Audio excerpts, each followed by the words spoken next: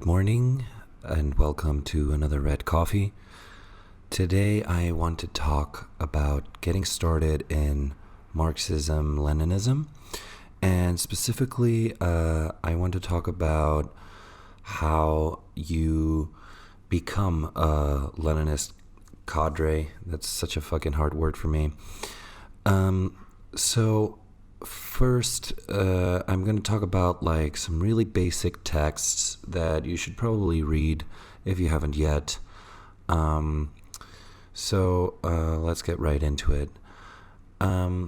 Obviously, one of the first things you want to read, if you're curious about Marxist-Leninism, if you're curious about any sort of leftist or communist tendency, is the Communist Manifesto.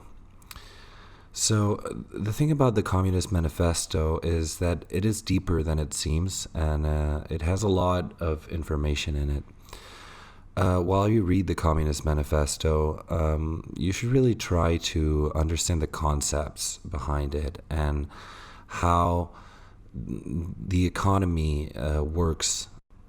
This is, of course, one of the most classic texts that you're going to find, and it is really quite a good text. Next, I would recommend Engels' Socialism, Utopian, and Scientific. This is an excerpt from a longer book, but you can find this excerpt on its own pretty much anywhere on the internet. It is one of my favorites, and there is a lot of good, interesting stuff in it, and it's a very good introduction on why Marxism is different than social utopianism, or these kinds of forms of utopian liberalism and that kind of stuff. So I really recommend that text. It is a really good introduction to why Marxists believe what we believe and why we think the analysis of society and an economy must be scientific to be able to change it. Next up, we've got The Foundations of Leninism by Stalin. And yes, I know it is Stalin, but even if you hate the man because you've read a lot of propaganda about him or about the years that he led the Soviet Union, which is mostly not true, it is this text in particular is one of the most simple, basic introductions to Leninism as a development of Marxism. Also, the thing about Stalin and his writing is that he writes in a very easy to understand and very simple way. So I really recommend this text for beginners, even though if you've lived in this planet for the last 50 years, then you probably believe a lot of bullshit about Stalin. Then I would recommend The Three Sources and Three Component Parts of Marxism by Lenin. This is a pretty short text, and it is a huge help to have read this as you move forward in reading more Marxist works, especially the works by Lenin himself, because it really clarifies a lot of where Marxism comes from and why it is such a sound philosophy and system of thought. And I honestly really recommend it before getting into the bigger stuff.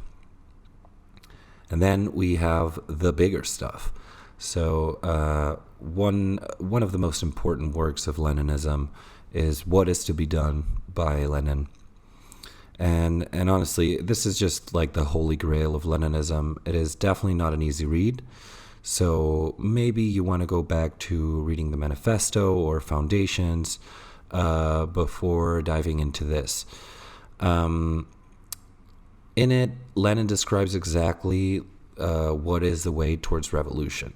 So he describes what needs to be done to gain victory in the current capitalist imperialist mode of production. And what's really cool about this book is that he proved that it worked by starting the most important socialist revolution in history thus far. So let's move on to a little bit more practical issues about becoming a communist cadre. So before you read, and I mean really read, these books, and you agree with them, it really doesn't make a lot of sense to call yourself a Marxist-Leninist or to organize as a Marxist-Leninist.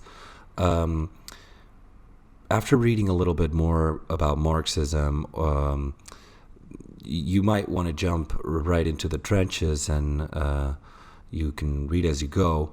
And I have nothing against that, but I wouldn't go flaunting around that you're an ML if you don't really have the experience or the theoretical basis for it.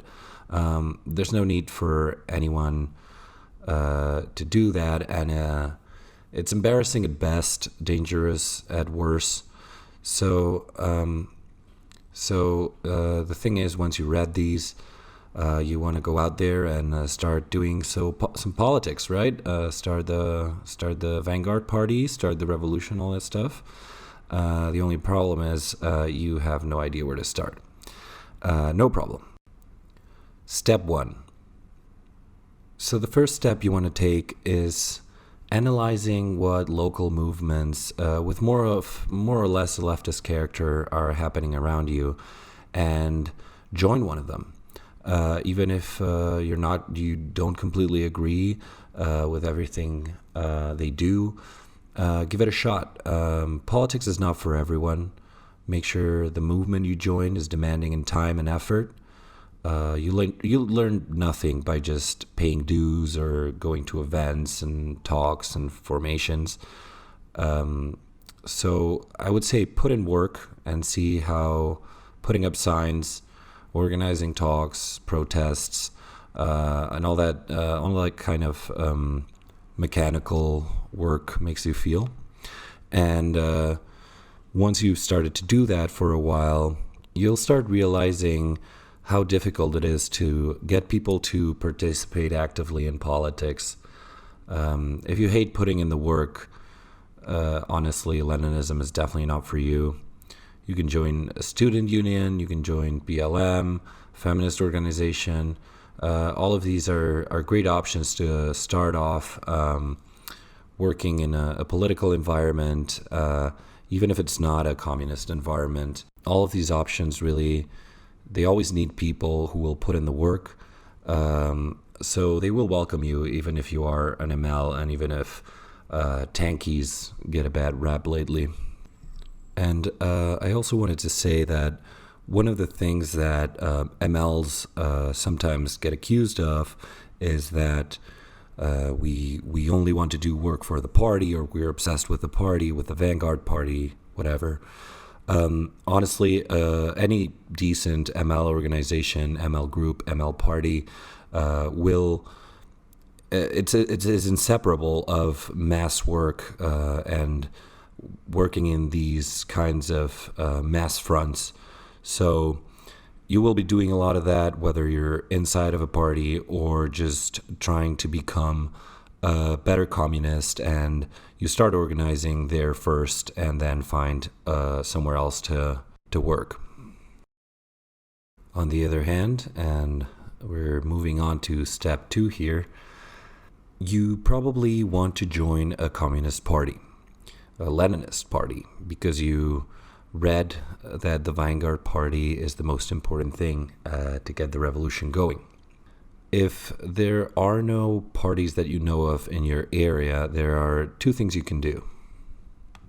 So, number 1, you can get more information and ask for guidance from a party that is already established in other parts of wherever you live, other countries, or even other regions from your country, and start a chapter when the main party thinks you are ready to do so.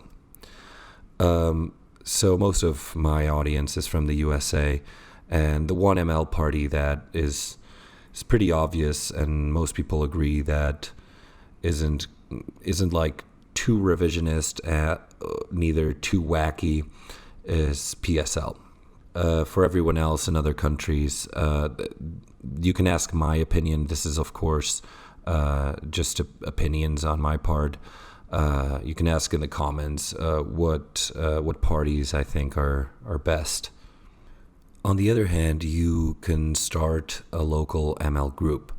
This is a really hard task, and unless there are really unsalvageable ideological differences between what you think Marxism, Leninism should be, and what parties you can access locally, you really shouldn't do it. So, because the thing about Marxist-Leninist Party is that although discipline is something really important in it, you can always say what you think, and you can always start a debate on issues that you disagree with the rest of the organization or the main line of the organization. And if it's a good party, they'll be more than happy to start a conversation if it's productive. The obvious way to go about becoming a cadre, and specifically a Marxist-Leninist cadre, it's honestly to just join the Marxist-Leninist party that you have around where you are. This is obviously my main recommendation for you. Most Leninist parties will also help you with your theoretical formation, as well as give you political work that you can do and be proud of, and make sure that the advancement of the socialist revolution stays on track, and that someday we will get there. And no matter what, I feel that it's really important that I also say that through all of these processes, whichever road you end up taking, or whichever road is available to you in the end, you should always continue to work in social movements through the entire process of becoming a cadre. Mass movements are really the soil in which revolutionary seeds grow. They are where the vanguard party does most of its work anyway, and are really a vital part of learning and teaching revolutionary praxis from the masses and to the masses. I hope you enjoyed today's cup of red coffee. I spent some time writing this one. It's not very deep, but I just wanted to get my thoughts in order, so I hope that came through, and it was a little bit more structured. As you can tell, I haven't been uploading videos as much as I wanted to initially, but that's just how it is. Life gets in the way, and work gets in the way, and I just I'm doing this for fun. I'm doing this for my own personal enjoyment, and it's hard to combine doing these videos with all the other stuff that's going on in my life. So hopefully I will be doing at least one a week. That's I think the minimum that I really should try to shoot for. But yeah, keep tuned, subscribe, like, all that stuff, and hopefully there will be another hot cup of red coffee waiting for you next week. Thank you so much for watching, and most importantly, have a great day.